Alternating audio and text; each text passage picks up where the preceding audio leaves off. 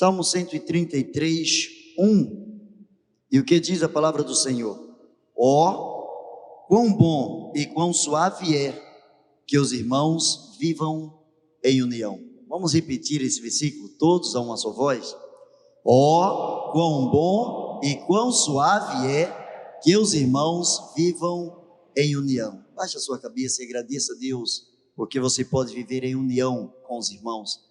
Pai bendito, em nome de Jesus, louvamos o teu nome pela leitura da tua palavra e pedimos que em nome de Jesus esta mesma palavra seja aplicada aos nossos corações. Enche-nos com a tua presença. Assim pedimos e oramos em nome de Jesus. Amém e amém. Eu quero pensar com você nessa noite sobre somos um só corpo em Cristo Jesus. Eu não sei quantas pessoas aqui estão indo para o céu aos pedaços. Você que já fez uma cirurgia está indo ao céu aos pedaços, né? Está se livrando de algumas partes do seu corpo. Então, se você já fez uma cirurgia, está indo aos céus aos pedaços. Mas eu não sei quantos aqui quantos tem no seu corpo faltando algum órgão ou algum pedaço do seu corpo. Um dedo, um dos órgãos, por menor que ele seja, com certeza ele tem feito falta dentro do seu organismo. A palavra do Senhor começa dizendo, antes de tudo, a palavra do Senhor, através do Senhor Jesus Cristo, diz que a igreja é um corpo, diz que nós somos um e que devemos andar em unidade. O Salmo de número 133 diz: ó, quão bom e quão suave é que os irmãos vivam em união. Esta união, ela gera uma unidade.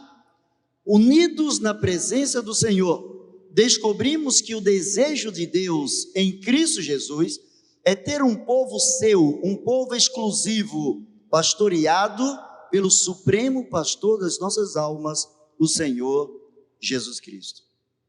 Quando a palavra do Senhor evoca que sejamos um, quando a palavra do Senhor diz que é bom e é suave, é bom e é agradável, poucas coisas na vida têm essas duas combinações. Geralmente o que é bom não é agradável e geralmente o que é agradável não é bom.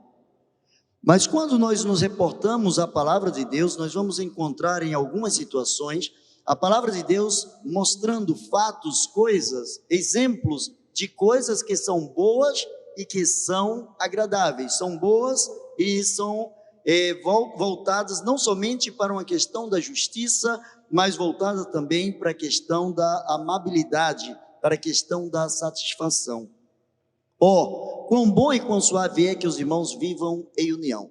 Jesus vai falar isso um pouco mais adiante, enquanto o salmista ele fala, enquanto Davi ele fala sobre esta alegria, sobre essa proposta de Deus numa unidade no corpo de Cristo. Jesus também ele vai falar coisa bem semelhante e com muita propriedade, quando ele fala ao Pai, quando ele ora ao Pai, lá no capítulo de número 17 de João, Evangelho de João, capítulo de número 17, o versículo de número 21, Jesus se expressa diante do Pai dizendo: para que todos sejam um, como tu, ó Pai, o és em mim, e eu em ti, que também eles sejam um em nós, para que o mundo creia que tu me enviaste.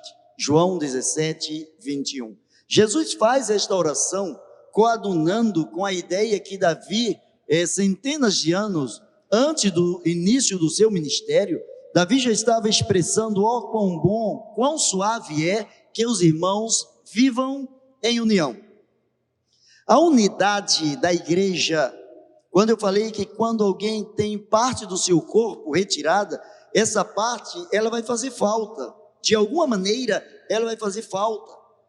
O nosso corpo, graças a Deus, Deus fez o corpo de uma forma tão perfeita, que quando um órgão é retirado, e um órgão importante é retirado, outros órgãos começam a se adaptar para fornecer ao corpo aquilo que ele precisa.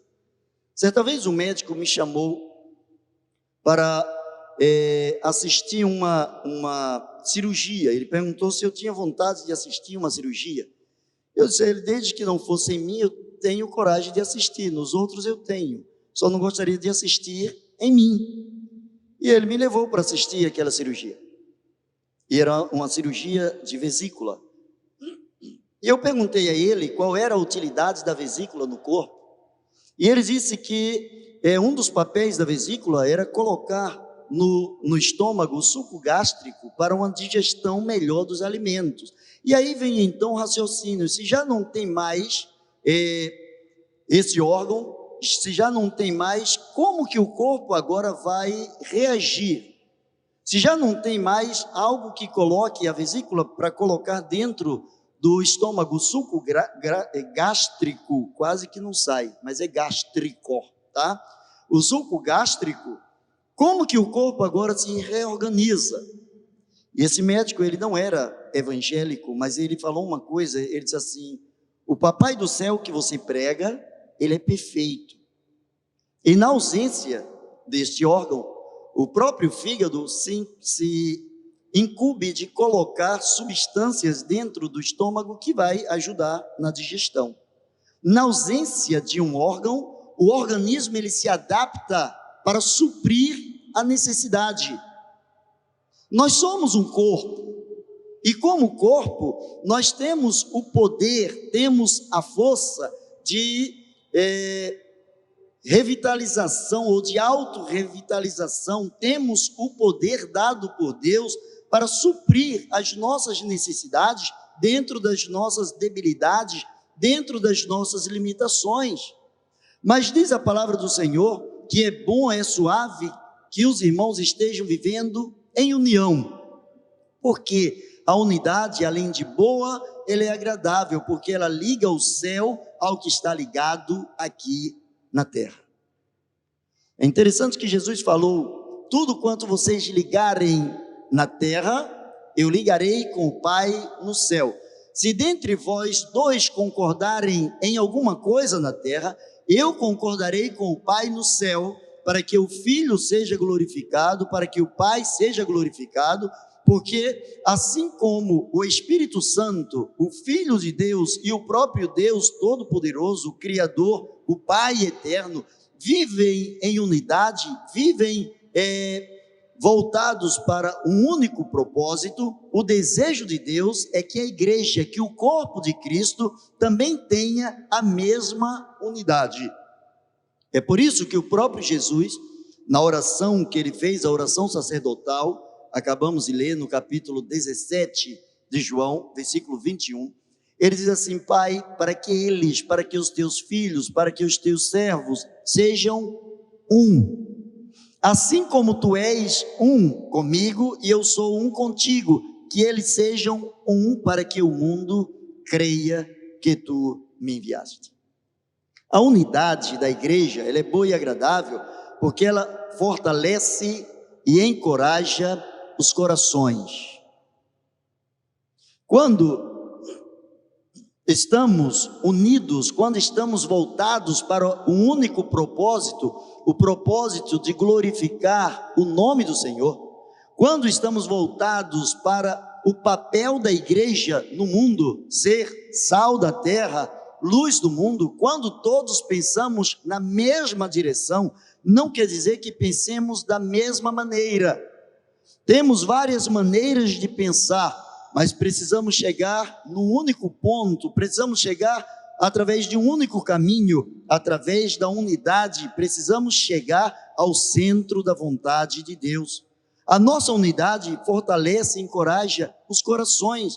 Quantas pessoas desencorajadas, quantas pessoas cabisbaixas, quantas pessoas que estão vivendo de uma forma dissoluta e às vezes já sem nenhum tipo de esperança. E o corpo de Cristo, a igreja do Senhor, a união daqueles que servem ao Senhor, serve de fortaleza, serve de fortalecimento para que tais corações sejam despertados na presença do Senhor. A unidade ela é boa, ela é agradável, porque ela capacita a vivermos numa cooperação coletiva. No corpo de Cristo não existe o que é meu nem o que é seu, mas o que é dele. No corpo de Cristo, nenhum de nós tem a primazia, nenhum de nós é superior, nenhum de nós é inferior. Mas no corpo de Cristo, todos temos valores, todos nós somos, diante de Deus, somos apreciados por um prisma muito especial. Deus não tem filhos prediletos. Deus não ama mais a um do que a outro, diferentemente do que muitas pessoas acham e pensam que Deus ama determinadas pessoas mais do que essas pessoas que pensam dessa maneira. Deus não tem filhos prediletos.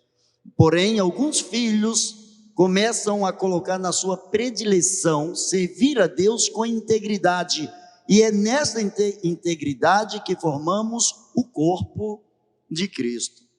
Corpo esse que daqui a pouco estaremos também celebrando, lembrando da morte e da ressurreição.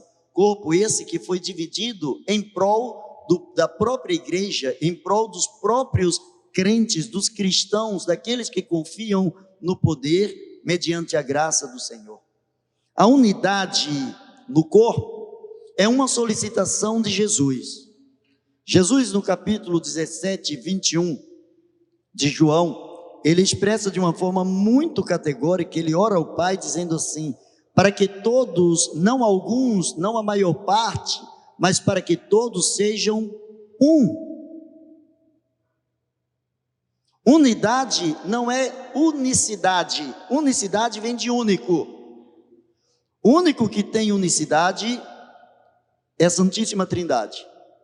A Bíblia diz que o Pai, o Filho e o Espírito Santo, esses três são um, eles concordam num único propósito, eles não têm pensamentos divergentes, eles não têm vontades diferenciadas, eles concordam num único propósito, de acordo com João, lá na sua primeira carta. Mas nós encontramos a palavra do Senhor dizendo: Pai, para que eles sejam um. Mas de que maneira? Não é uma unidade de acordo com os parâmetros do mundo. Às vezes cantamos: eu sou um com você no amor de nosso Pai, somos um no amor de Jesus. Cantar, falar, expressar, isso é necessário, mas isso não é tudo. O próprio Jesus, ele faz uma comparação, o próprio Jesus traz quais são os parâmetros em que ele idealiza a unidade da igreja. Ele traz os parâmetros, ele traz as regras criadas no seu coração, criadas no coração de Deus, para serem vivenciadas pela própria igreja.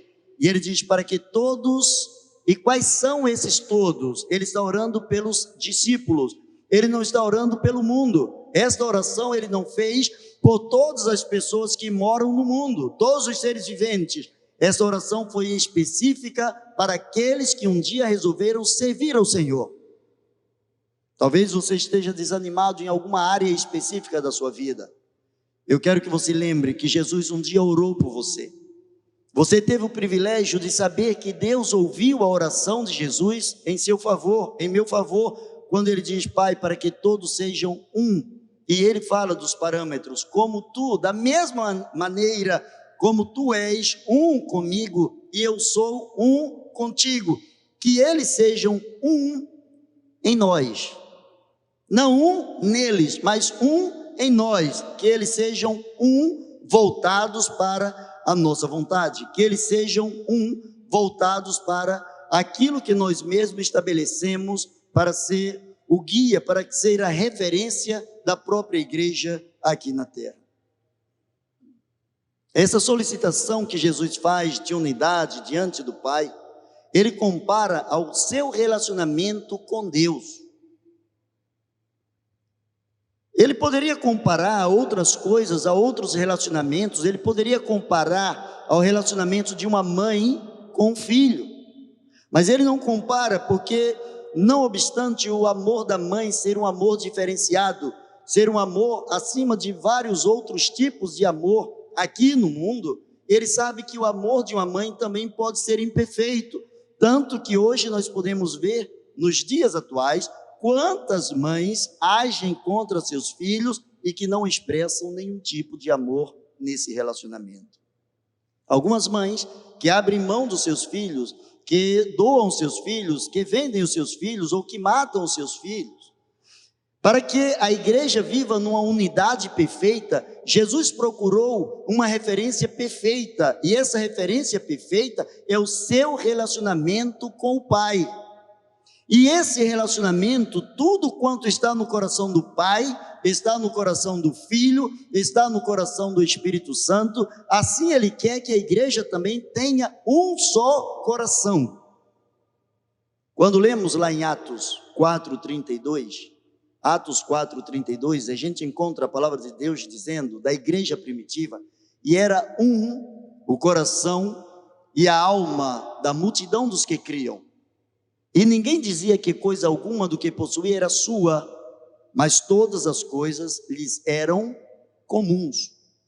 Todas as coisas eram comuns. A partir do momento que todos tinham um só coração, a Bíblia está dizendo que todos estavam focados num único ponto de convergência, todos estavam voltados para aquilo que glorifica o nome do Senhor, todos estavam partilhando da alegria de viverem na presença do Senhor. A unidade foi solicitada por Jesus porque ela faz com que o mundo possa crer no amor de Deus.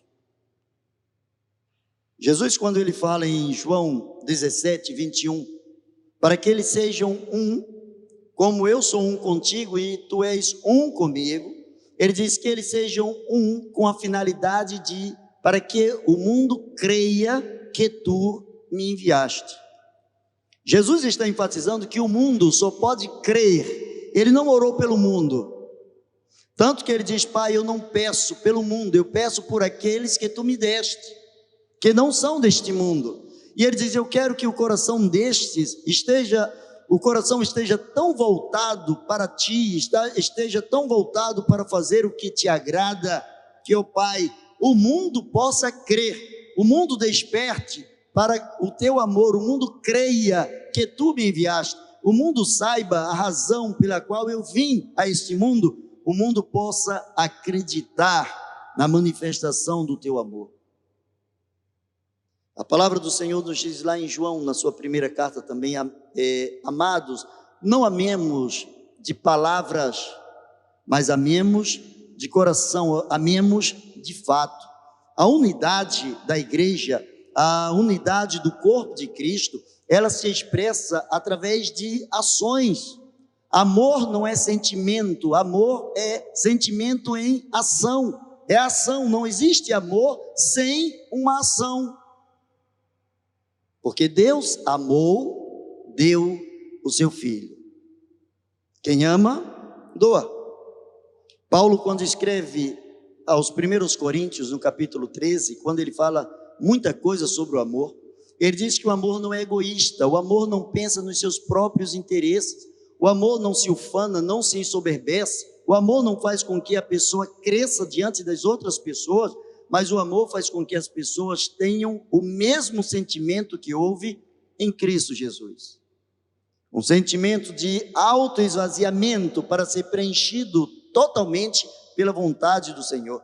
O desejo do Senhor é que os cristãos, que os membros da igreja do Senhor, do corpo de Cristo, sejam membros vazios de si mesmos e preenchidos pela presença do Espírito Santo de Deus, que, segundo o próprio Senhor Jesus Cristo, é o Consolador, é quem nos convence do pecado, da justiça e do juízo. A unidade do corpo é uma solicitação de Jesus, porque essa unidade horizontal faz com que o amor de Deus seja verticalizado em nossa comunhão. É muito comum a gente encontrar pessoas dizendo assim: eu amo a Deus. Algumas pessoas ainda configuram Deus na qualidade de coisas, quando diz assim: Deus é tudo para mim. Não, tudo, o que é tudo? Isso aqui é um púlpito, isso aqui é um acrílico, isso aqui são papéis, um livro cheio de páginas, tirando o poder que há na palavra por conta do escritor, por conta do autor, a Bíblia é um livro igual a um outro qualquer. Ela não confere poder nenhum se ela não for lida, se ela não for vivenciada, se ela não for praticada. Quando a palavra de Deus diz que Jesus orou pedindo que a igreja fosse uma, tivesse unidade, é porque quando nós nos amamos, quando dizemos que amamos o nosso irmão, deve estar implícito que esse amor para com os nossos irmãos é a reverberação do nosso amor para com Deus. Só podemos amar a Deus depois que amamos o nosso irmão. João diz isso. Ele diz que ninguém pode amar a Deus a quem não vê, se aborrecer o seu irmão a quem vê. E Jesus é muito categórico, Jesus foi muito detalhista, Jesus foi perfeito nas suas colocações. Quando ele fala, por exemplo, quando alguém pede para tirar o argueiro do olho de um determinado irmão, e ele diz: tendo uma trave, tendo uma pedra, tendo algo maior no teu olho, você quer tirar o argueiro do olho do teu irmão? Tira primeiro a trave do teu olho, e aí sim você vai poder enxergar e tirar o argueiro, o cisco que está no olho do teu irmão.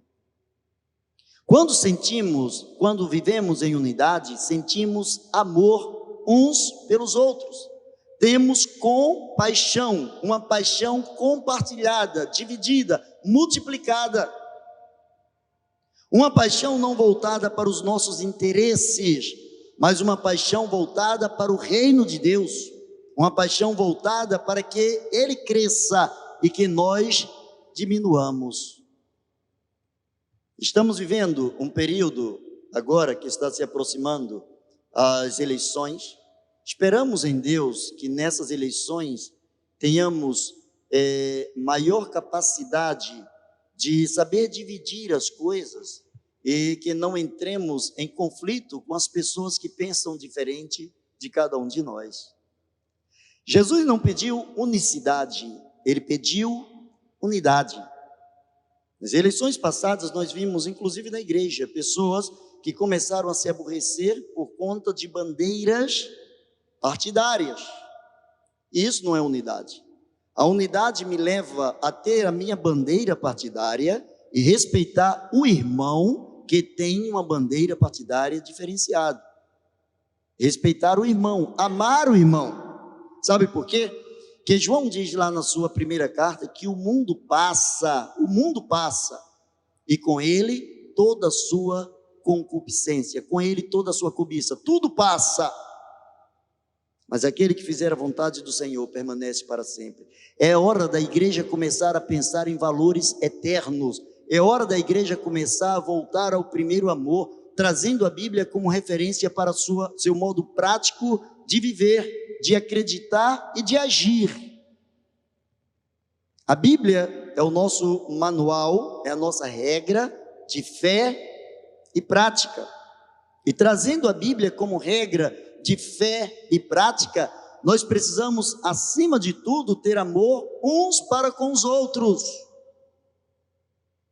Naturalmente, nós temos aqui pessoas que torcem por times diferenciados. Cada um tem o seu time do coração.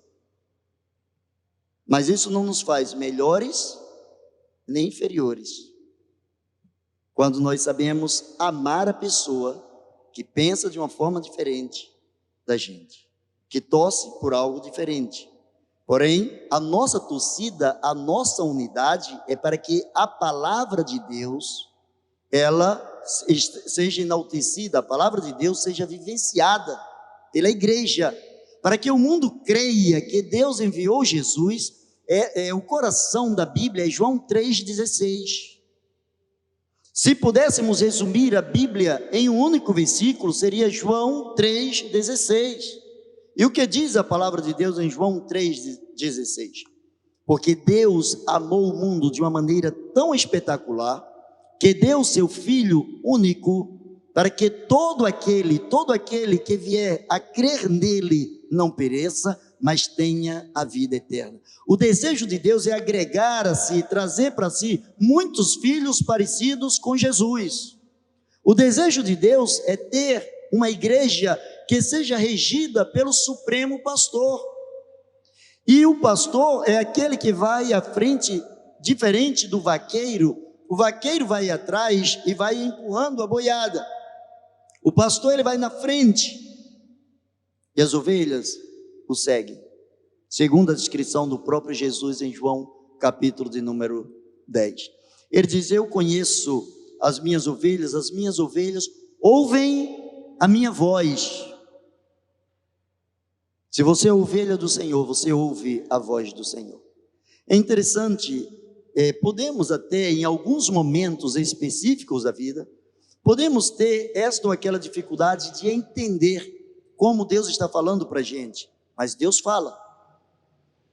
Vivemos numa vida e num mundo tão agitado, onde parece que tempo, já associamos tempo é dinheiro, e já não temos mais tempo a perder.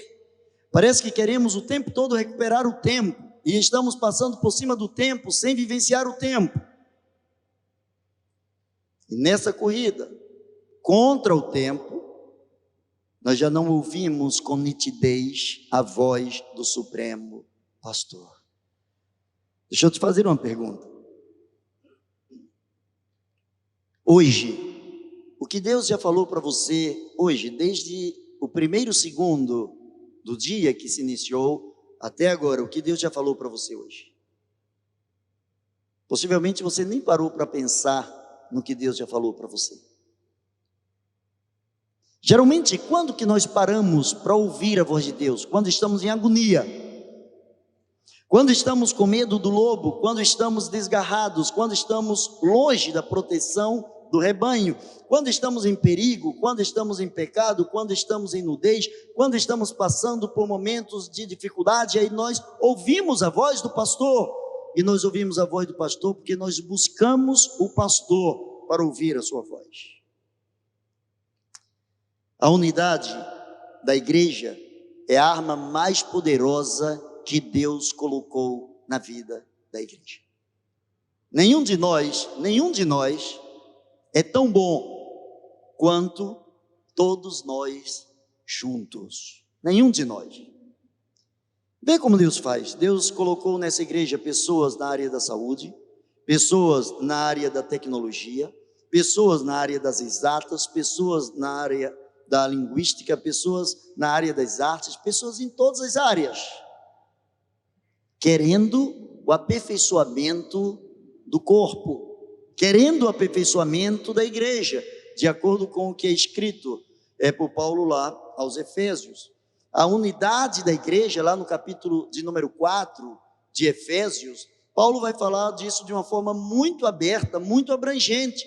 Na igreja, Deus colocou pessoas com os mais variados dons e as mais variadas capacidades, querendo o aperfeiçoamento do corpo. O corpo de Cristo precisa ser aperfeiçoado aqui na terra, mas ele só é aperfeiçoado aqui na terra quando nós vivemos em unidade. Porque a unidade, ela gera em nossos corações o amor. Acima de tudo, devemos ter amor, diz o apóstolo Paulo, porque ele é o vínculo da perfeição. Você quer ser perfeito, quer caminhar para a perfeição, comece a pedir a Deus para gerar dentro de você amor. Mas deixa eu te prevenir uma coisa.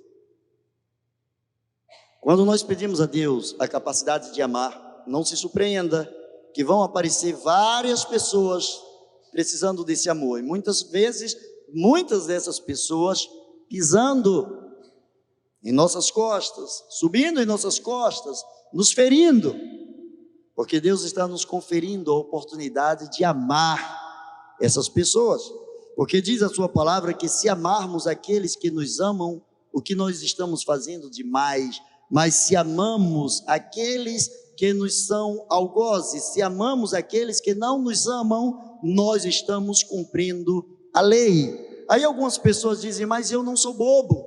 Mas quem disse que crente é bobo? Quem disse que cristão é bobo?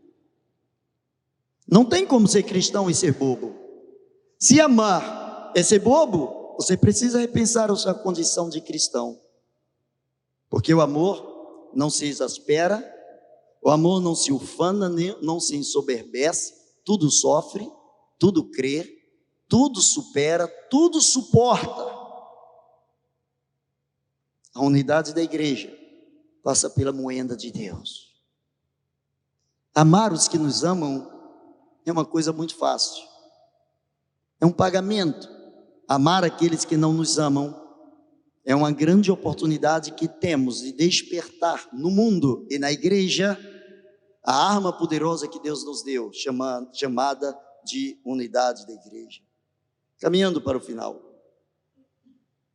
A unidade é uma arma poderosa porque ela nos leva a perdoar os pecados. Ela nos leva a perdoar os pecados. É interessante, já ouvi de muitas pessoas, quando estão enraivecidas, dizem assim: quem perdoa pecado é Deus. Ótimo, eu também sei disso, que quem perdoa pecado é Deus. Só que Jesus deixou, dentro da sua proposta de unidade, ele deixou uma oração chamada de Pai Nosso. E no Pai Nosso ele diz: Senhor, perdoa as nossas dívidas, da mesma maneira como nós perdoamos aqueles que nos têm ofendido, aqueles que nos têm magoado. Então perdoar não é algo apenas do aspecto divino, mas perdoar é algo do aspecto divino revelado no coração humano. A capacidade de perdoar, a capacidade de amar aqueles que nos ferem, isso traz unidade para a igreja. Ser igreja não é fácil. Se disseram para você que ser igreja era fácil, mentiram para você. Agora deixa eu te dizer uma coisa: não existe no mundo nada melhor do que ser igreja. Não existe nada melhor do que ser igreja. Todas as outras coisas passam. O fanatismo passa, as torcidas passam, a política passa, as bandeiras partidárias passam, os governantes passam, tudo passa, a dívida passa, a dor passa, mas a igreja ela permanece.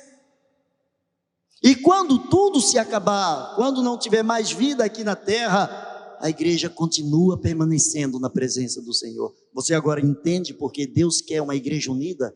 Porque se não tivermos a capacidade de amarmos aqui na terra, isso aqui é um treinamento, é um campo de treinamento, a nossa eternidade já começou. Quando se fala em eternidade, as pessoas pensam depois da morte. No dia que você nasceu, você já se tornou eterno. A sua alma ela já é imortal, com Deus ou sem Deus. E a igreja que vai reinar, a igreja que vai morar no céu, a igreja que está sendo esperada pelo noivo, para celebrar as bodas, para celebrar a alegria da morte e ressurreição do Senhor, por conta da noiva, por conta da igreja, para restaurar a igreja. A igreja vai viver tudo isso no outro lado da vida, mas a nossa vida eterna, ela já começou. Se ela é eterna, ela não tem um limite só depois da morte. A vida eterna já começou, por isso que ela é eterna. A unidade da igreja é uma arma poderosa porque ela é empática. Amados, a Bíblia diz que nós somos como astros iluminando o mundo. Isso é muito sério. Tudo que nós fazemos, nossa maneira de pensar, nossa maneira de agir, nossa maneira de falar e até a nossa maneira de andar denuncia quem nós somos. Denuncia quem nós somos. Quando nós somos revestidos da presença do Senhor, como igreja do Senhor, as nossas ações são baseadas em amor. Em amor. E quando amamos, tudo sofremos, tudo cremos, tudo suportamos, porque o amor jamais acaba. A Bíblia chega a dizer que havendo profecias, desaparecerão. Havendo ciência, desaparecerá. Tudo que há no mundo, um dia vai passar, mas diz a palavra do Senhor que o amor permanece para sempre. E para concluir, A unidade da igreja revela a sua compreensão da condição de serva, que objetiva agradar a Deus. Ela reconhece que ela é o corpo de Cristo, mas não existe corpo se não tiver a cabeça. Não existe corpo vivente se não tiver a cabeça. E Cristo é o cabeça da igreja. Eu quero convidar você a baixar a sua cabeça e falar com o cabeça da igreja. E dizer para o Senhor: Senhor, dá-me a capacidade de crescer na tua graça, na tua misericórdia. Dá-me a capacidade de viver em unidade. Dá-me a capacidade, sim, de amar. Dá-me a capacidade de demonstrar às pessoas o amor de Deus, para que o mundo possa crer, através da minha vida, que tu enviaste o teu filho. Ore ao Senhor, coloque diante dele os seus desafios, diante dele a sua dor, diante dele os seus problemas, mas coloque também diante dele a sua gratidão. Coloque diante dele também a sua reverência, a sua certeza de que com ele você vai reinar também no céu. Você vai reinar, você vai morar com Cristo eternamente no céu. Pai bendito, Deus de infinita graça e misericórdia, em nome de Jesus, dá-nos a capacidade de vivermos em unidade, Pai. Dá-nos a capacidade de amar os nossos irmãos. Dá-nos a capacidade de levar, ó Deus, as pessoas a acreditarem através daquilo que elas estejam vendo em nossas vidas, no nosso exemplo. Elas vejam o amor de Deus transformando as nossas ações, nossos pensamentos,